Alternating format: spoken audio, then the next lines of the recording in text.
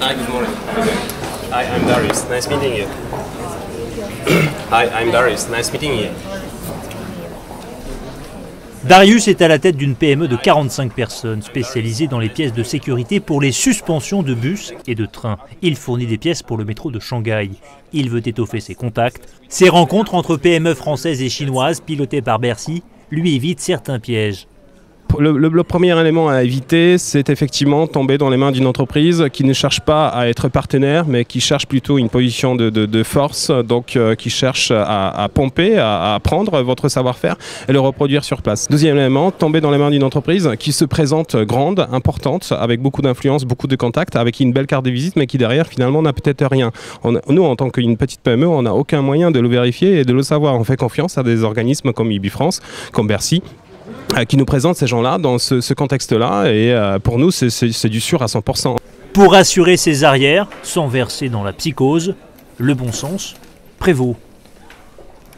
Est-ce que vous avez un exemple concret d'une entreprise qui a échoué et si oui, pour quelles raisons? Et c'est notamment des entreprises qui viennent en Chine avec des formules et qui n'ont pas déposé de brevets, alors qu'elles auraient pu déposer des brevets d'invention et qui communiquent les formules à leurs partenaires chinois, et finalement les formules sont déposées par des tiers ou des gens qui ne protègent pas suffisamment leur savoir-faire quand ils viennent en Chine, et le savoir-faire est perdu une fois qu'ils l'ont communiqué à leurs partenaires éventuels, qui n'ont plus besoin à ce moment-là d'ailleurs de créer de partenariat avec eux. Durant la visite d'État de Xi Jinping, plusieurs centaines d'entreprises des deux pays ont été mises en relation, mais pour les grands groupes français, l'essentiel est ailleurs, loin du protocole.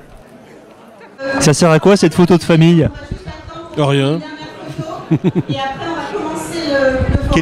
Quelle est la finalité de ce forum économique?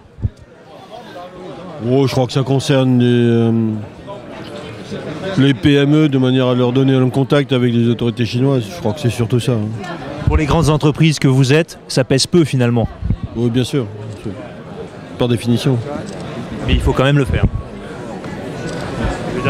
Par respect pour les autorités chinoises, bien sûr.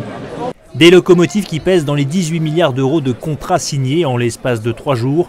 Pas de quoi, toutefois, rééquilibrer la balance commerciale entre les deux pays. Rééquilibrer les échanges commerciaux entre la France et la Chine, c'est utopique ou pas?